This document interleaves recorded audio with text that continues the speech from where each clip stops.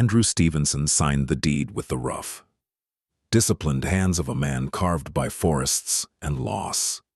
Yet one clause stalled him, the requirement that the buyer must also take in the Dalton sister and her child. No reason, no option, just a condition stitched onto the land itself. When Andrew moved into the ranch, the place felt hollow, as if holding its breath. On the crooked kitchen table lay a note, in the Dalton twins' jagged handwriting: "She'll arrive in a few days. Handle her as you see fit." At dawn, hoofbeats trembled through the fog. Andrew stepped to the fence as a wagon emerged, piled high with battered trunks. On the front seat sat a plump woman with soft, pale features and light blonde hair pulled loosely at her nape. Her wide blue eyes cautious but steady. Beside her, a little girl clutched a worn doll and stared at him without a trace of fear. The Umpqua forest held the morning like a secret wet, heavy, and breathing through the endless gray of mist. The ranch crouched at its edge, half reclaimed by tangled ferns and thick underbrush. The porch sagging beneath seasons of neglect.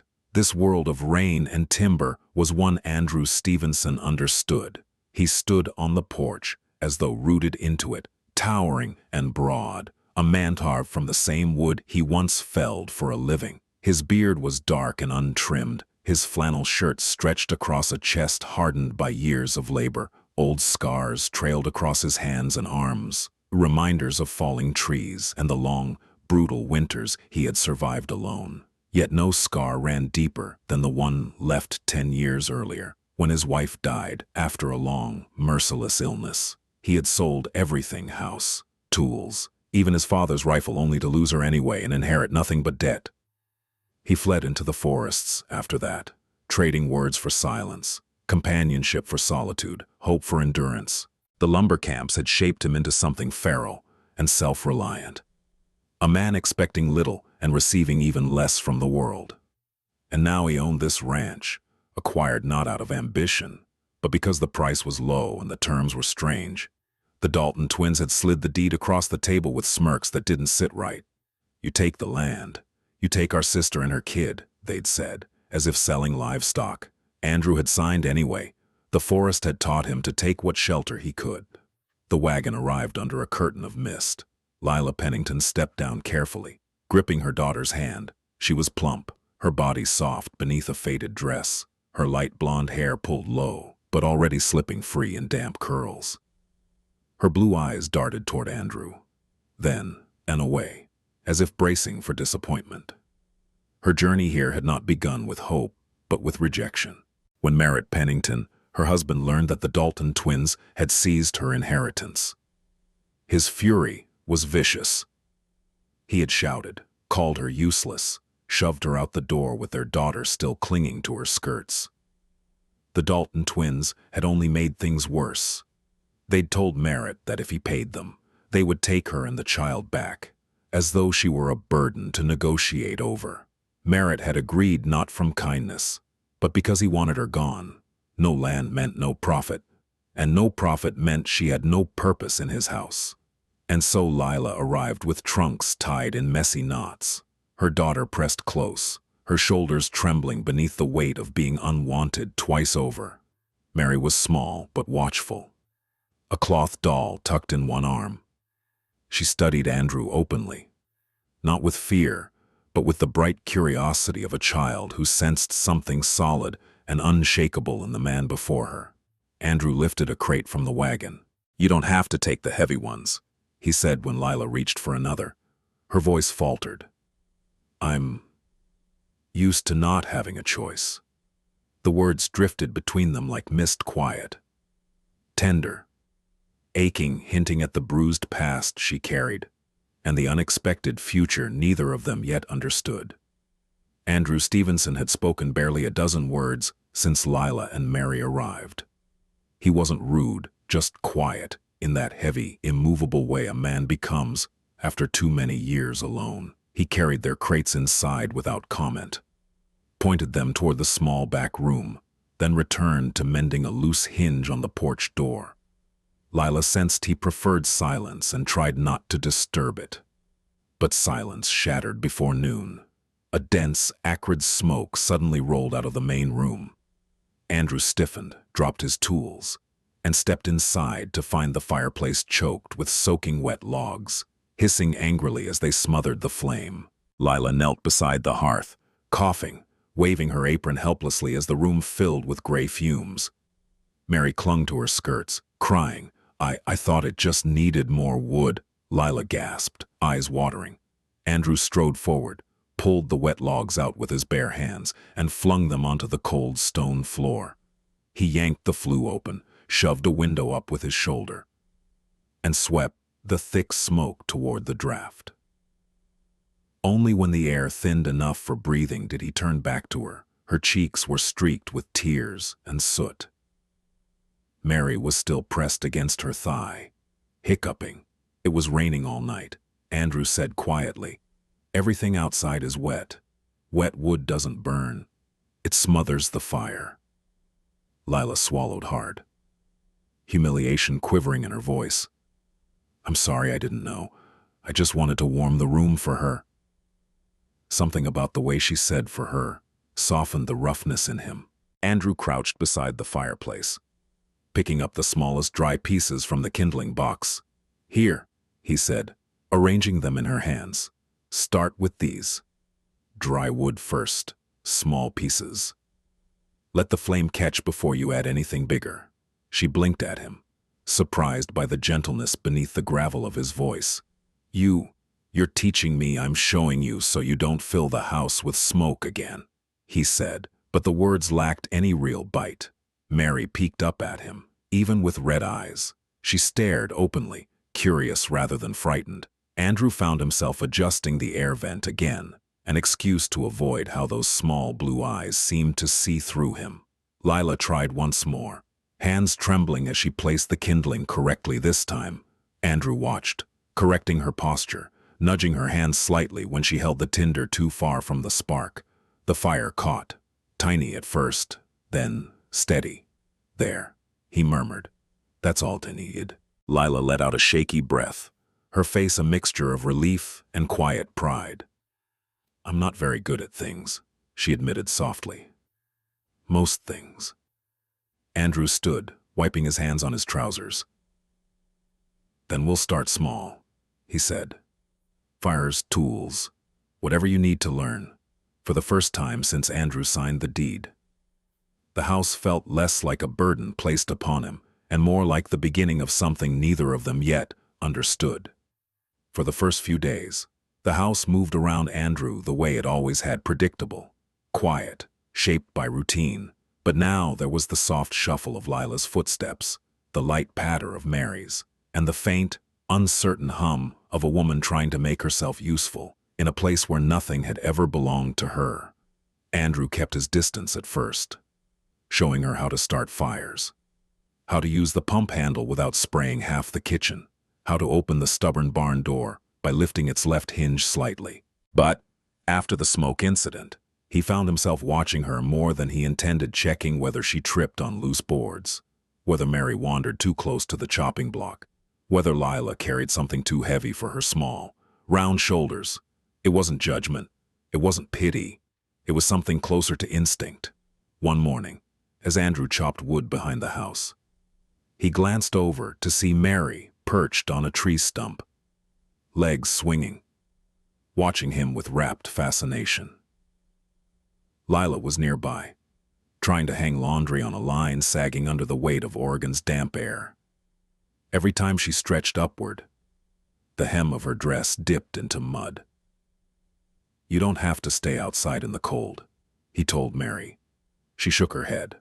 "I like the sound the axe makes." Andrew paused mid-swing. "You like the sound? It sounds like thunder," she said, then added thoughtfully, "but in a good way." A strange warmth stirred in him, something he hadn't felt in years. He finished splitting the log, slower this time, giving her room to watch without fear. When he resumed chopping, Mary clapped each time a piece of wood split clean. Lila noticed, blushing with embarrassment. "I'm sorry," she called. "She doesn't mean to bother you, she's not," Andrew said simply, Lila blinked, as if unsure she'd heard correctly.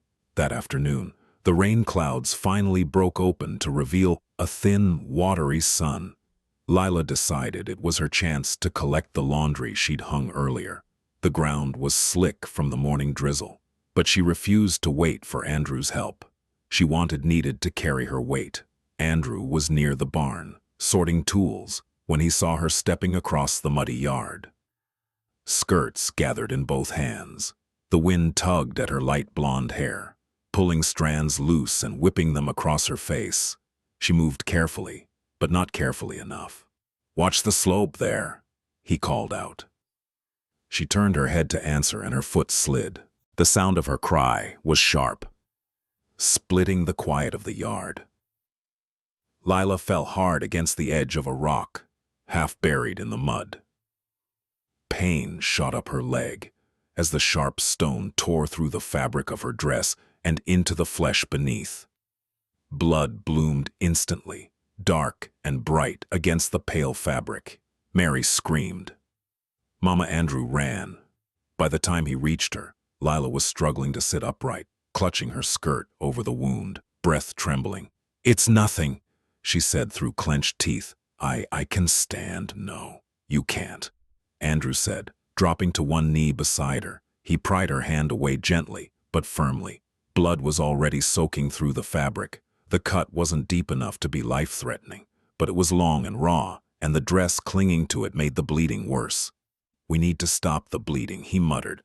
Lila's eyes widened as she realized what he meant to do. "Andrew, wait, my dress," but he was already tearing the fabric. His calloused hands gripped the hem and ripped it cleanly above the wound, exposing her calf so he could see the gash clearly. Her face went scarlet with embarrassment, but he didn't flinch or hesitate. For him, it was simply necessity, swift, focused, efficient. He pressed a folded strip of the torn cloth against the wound, applying pressure until the bleeding slowed. "Hold this," he said, guiding her hand into place. Her fingers trembled as they pressed down on the cloth. Mary stood beside them, trembling like a leaf, but trying to be brave. "Mama, are you dying?" "No, sweetheart," Lila whispered, wincing. "Just hurt a little." Andrew tore another strip of fabric and wrapped it tightly around her calf, securing it with a knot. "This will hold until I clean it properly." Lila inhaled sharply as the knot tightened, but the bleeding stopped. "Thank you," she whispered, voice breaking slightly. Andrew didn't answer. Instead, he scooped her into his arms, lifting her as though she weighed nothing. Her breath caught not from pain this time, but from shock. She clutched his shoulders on instinct. I can walk," she protested weakly. "You shouldn't," he replied. Mary trotted behind them, her little boots splashing in the mud. She reached out and touched Andrew's pant leg, as if to reassure herself he was really there. The touch was small, but something about it settled into him with a strange, unfamiliar warmth.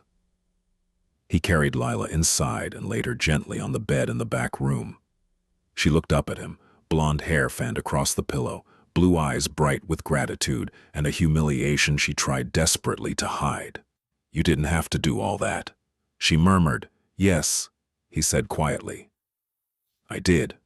He stepped back to give her space, but Mary climbed onto the bed and nestled into her mother's side. "Mama's safe because of Andrew," she said matter-of-factly. Lila blinked fast, trying not to cry. Andrew rose, unsure what to do with the sudden tightness in his chest. "I'll bring warm water," he said. "We'll clean it properly." As he left the room, he realized his hands were still trembling just faintly, just enough for him to notice. He had seen injuries before. He had tended his own wounds countless times. But seeing Lila hurt had struck something in him he hadn't expected. Something protective, something dangerously close to caring. When he returned with water and clean cloths, Lila looked at him differently, not with fear or obligation, but with a soft, uncertain trust. Mary sat at her side, eyes bright, watching Andrew as if he were some kind of hero, rather than a man who had spent years trying to disappear into the forest. And in that moment, Andrew realized that the cabin no longer felt like just his. It felt like the beginning of theirs. The air that afternoon hung thick and still. The kind of silence the Umpqua forest held before a change in weather. Andrew was repairing a harness in the barn, the steady rhythm of his work slowing his thoughts into a rare moment of peace. It was the kind of quiet he'd once lived for. Then he heard a sharp, terrified scream. Lila's. He dropped everything so the harness fell to the ground, the buckles clattering as he sprinted toward the house. His boots tore through wet earth and pine needles, and for a moment his heart stopped being a burden and became a fire. Something was wrong. Very wrong. Minutes earlier, Lila had been in the main room folding laundry when hoofbeats approached. Tobias and Oliver Dalton swaggered onto the porch without knocking. Shaking rainwater from their coats like dogs shedding trouble, they stepped inside as though they owned the place. "We need money," Tobias demanded. "A loan," Oliver added, though the word meant nothing on their tongues. Lila froze, clutching a shirt to her chest. I don't have money to lend." "You're lying," Tobias snapped. "You've got a new roof over your head, food in the kitchen. Someone's paying for that." "It's Andrew's home," Lila whispered. "Not mine. Doesn't matter." Oliver said, "We raised you. You owe us." "You threw us out," Lila answered, voice trembling. "You said Mary and I were a burden." Tobias slammed his hand on the table, making Mary, who had been playing quietly, jump like a startled fawn. "You'll give us money," Tobias growled, "or we make life very difficult for you." Something in Lila snapped. Maybe it was fear, maybe it was all the years of swallowed humiliation, but she rose to her feet and screamed, "Enough! Leave us alone!" Her shout echoed against the rafters. Oliver stepped back in surprise, then saw an opportunity. He threw himself dramatically toward the doorway. Twisting mid-fall, like an actor in a cheap nickel show, he landed squarely on his backside, mud splattering everywhere, and immediately clutched his leg. "She pushed me," he wailed. "She pushed me, my leg. It might be broken." Lila stared at him in disbelief, tears springing to her eyes. "I didn't touch you," Tobias loomed over her, jabbing a finger near her face. "You've done it now," he snarled. "Hurting your own brother. You think the law's on your side." Girl, Mary, burst into tears. And that was the scene Andrew ran into. Andrew stormed up the steps so forcefully the boards shook. What he saw froze him mid-breath. Lila, sobbing, backed against the wall. Oliver on the ground, clutching his leg in a grotesque display of false agony. Tobias towering over her, spitting insults that filled the house like poison. Andrew stepped into the doorway. Enough. Just one word, but the kind that could split timber. Tobias spun around. "Andrew, it's not what it looks like. Your woman here. She is not my woman," Andrew said. "But you will lower your voice when speaking to her." Oliver moaned louder, dramatically arching his back. "She attacked me. Look at my leg." Andrew didn't even glance at the leg. "You want help? Fine. I'll take you into town. The doctor can examine you." Both brothers froze. "No, that won't be necessary," Tobias stammered. "If it's truly injured," Andrew continued, voice cold as river stone. "I'll pay the bill myself." Oliver's face drained of color. We prefer to handle this privately." Andrew grabbed him by the collar and yanked him to his feet with one effortless motion. The injured leg landed solidly on the porch. The man didn't wince. Lila gasped. He was clearly faking. "Town," Andrew said, "now." And for the first time in their lives, the Dalton twins obeyed without protest. The sheriff's office in town smelled of rain, tobacco, and too many bad decisions. Sheriff Aldridge looked up from his desk when Andrew shoved the Dalton twins inside. Well, the sheriff sighed. Either these two robbed a church, or someone finally had enough of their nonsense. They came to extort money from Lila. Andrew said, "Frightened her. And one of them pretended she pushed him." "I was injured," Oliver said, attempting a limp. Sheriff Aldridge stared at him for one long, unimpressed second. "That leg works better than mine." Andrew produced the deed the twins had given him. The sheriff's eyes narrowed as he studied it. "Tobias, Oliver," he muttered, "you boys didn't own this land. According to county records, this property belonged to your father. Upon his death, it passed to your sister. Not you." The color drained from both their faces. "And what's this clause here?" the sheriff added, tapping the line with his finger. Buyer must accept custody of seller's sister and her child. Tobias swallowed. Just wording. Sheriff Aldridge snapped the paper down on the desk. That's trafficking, he barked. And selling land you don't own, fraud. Add extortion and a false injury claim. And congratulations, boys. You just earned yourselves a nice long stay behind bars. The deputy didn't even need to be asked. He cuffed them on the spot as they sputtered and protested. Andrew said nothing. He didn't need to. Before leaving, the sheriff clapped Andrew on the shoulder. They won't bother her again. Andrew, you did right. By the time Andrew returned to the ranch, dusk had settled over the valley, painting the trees in lavender shadows. Lila stood waiting on the porch, hands shaking. When she saw him, tears slipped silently down her cheeks. Relief, fear, gratitude all tangled together. They're gone, Andrew told her. Her breath hitched. Truly, they won't come back. Mary ran to him and hugged his leg. Lila stepped forward, voice breaking. Andrew, thank you. No one has ever stood for me like that. Andrew looked at her, really looked. The trembling in her hands, the courage it took to shout, the way she was still learning she had worth. No one should treat you that way, he said quietly. Not while I'm here. Something softened in her gaze, something warm and fragile and new. And for the first time, Andrew didn't look away. Night settled gently over the Umpqua Valley, a soft blue dusk that laid itself across the trees like a worn quilt. After returning from town, Andrew lit a lamp in the main room while Lila and Mary stayed close together on the porch, breathing in the cool air, as if afraid the moment of freedom might vanish. When Andrew stepped outside, Lila straightened, tears drying on her cheeks. I don't understand, she whispered, all of this. You didn't have to do any of it, I know, he said. She blinked at the answer, surprised by its simplicity. Mary, exhausted from crying earlier, leaned against Andrew's leg as if he had always been her safe place.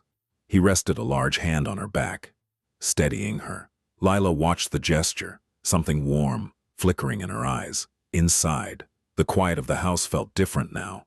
Lila sat at the edge of the table while Andrew poured water into a basin, washing his hands and forearms. She noticed the small tremor in his fingers. He wasn't shaken often, which made the sight strangely intimate. Andrew, she began softly, when you bought the ranch, did you know the contract was strange, the clause about us? He didn't look up at first. He dried his hands slowly, folding the towel with deliberate precision before finally speaking. I knew, he said. Lila's breath stalled. I knew it was wrong. I knew it was a scam. He shrugged, as though the truth had never mattered. No legitimate deed requires a man to take a woman and child as payment. The confession hit her like a slow, rolling wave. You still bought it, she whispered. He met her gaze then, and it was gentle in a way that startled her more than any anger ever had. I wasn't buying land, Andrew said. I was buying quiet, a place where no one knew me, no one asked anything of me. Peace is worth more than a deed. Lila's eyes softened. And when we arrived, did you regret that clause? He studied her, really studied her, the way her blonde hair fell in uneven curls around her face, the way her hands folded nervously in her lap, the faint bruise of fear still lingering beneath her gentleness. No, he said quietly, I didn't regret it. She swallowed, lips parting. Even though I'm clumsy, even though Mary follows you everywhere, even though we changed your home, you didn't change my home, he said. You filled it. The words dropped between them like stones into deep water. Lila's throat tightened. Andrew. He moved first, not toward her, but to check the windows, the latch on the door, the shadows outside. It took her a moment to understand he wasn't avoiding her. He was protecting her, making sure the world stayed small and safe around her. When he finally returned to the table, he spoke more softly. I didn't feel burdened by you, he said. Not once. Her breath trembled. Then, what did you feel? Andrew leaned his hands on the table, knuckles scarred, eyes steady. I felt responsible, he admitted. But not in the way the Daltons intended. Not like you were a condition in a bargain. His voice lowered. More like I wanted to be the one who made sure you were all right. Lila pressed a hand to her chest, as if steadying her heart. Why we're strangers? He shook his head. Not anymore. Silence spread again. But it wasn't the cold kind that used to haunt the cabin. It was warm, tentative, alive. Mary, half asleep, climbed into Lila's lap. Her small fingers curled around the fabric of Andrew's shirt before slipping away. Lila looked down at her child, then up at Andrew. You protected us today, she said. You didn't have to, but you did. Andrew's jaw tightened, emotion flickering beneath the surface. No one should shout at you like that. No one should make you cry. His voice nodded slightly. Not while I'm breathing. Lila's eyes glistened in the lamplight. She didn't reach for him. Not yet. But something shifted, a bridge forming in the quiet. Andrew, she whispered. I'm glad it was you who bought the ranch. He held her gaze, and for the first time in years, the ache behind his ribs didn't feel like emptiness. It had to be me, he murmured. And somehow, she believed him. Spring settled cautiously over the Umpqua Valley, the forest shedding its winter gloom inch by inch. On the ranch, the changes were quieter, but far more profound. The rooms no longer echoed, the silence no longer felt empty, and though Andrew still spoke little, the spaces between his words were no longer cold. Lila's leg had healed enough for her to walk outside, without wincing. The first morning she stepped onto the porch. Andrew was already there, arms crossed, pretending to check a fence post that didn't need checking. When she wobbled slightly, his hand shot out, steadying her before she could fall. You should take smaller steps, he said, voice low. She smiled. I'll manage. He grunted but stayed close, his presence a barrier between her and the world. Mary bounced out after her, clutching a pouch of seeds. Andrew, can we plant them now? Mama said the soil's ready. Andrew knelt without a word and opened the pouch, sorting the seeds with surprising care.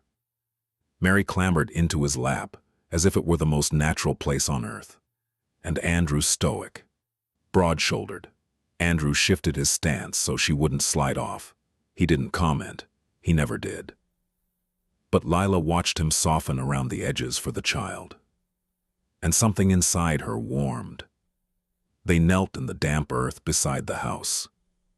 Andrew guided Mary's small hands, covering them with his large, steady ones. When she pressed the seeds too shallow, he gently corrected her. When she giggled, he exhaled softly, a sound as close to a laugh as he'd given in years. Then he turned to Lila. You too, he murmured, offering her a seed. Their fingers brushed. Lila's breath caught. You don't have to guide me like I'm helpless, she whispered. You're not helpless. His voice was quiet, certain. But I want to help anyway. Lila looked down at the soil, blinking away sudden heat in her eyes. When they finished, Mary proudly patted the final row. They'll grow strong, she declared. Andrew rested a gentle hand on her hair. They will. Both of you will. Lila looked up. Andrew wasn't smiling, but his eyes, steady and warm in the fading light, held something far deeper. Not just acceptance, not just protection, but the beginning of a man letting himself belong again. And as the sun dipped behind the pines, the three of them stood together, no longer strangers, but something quietly, fiercely, unmistakably like a family.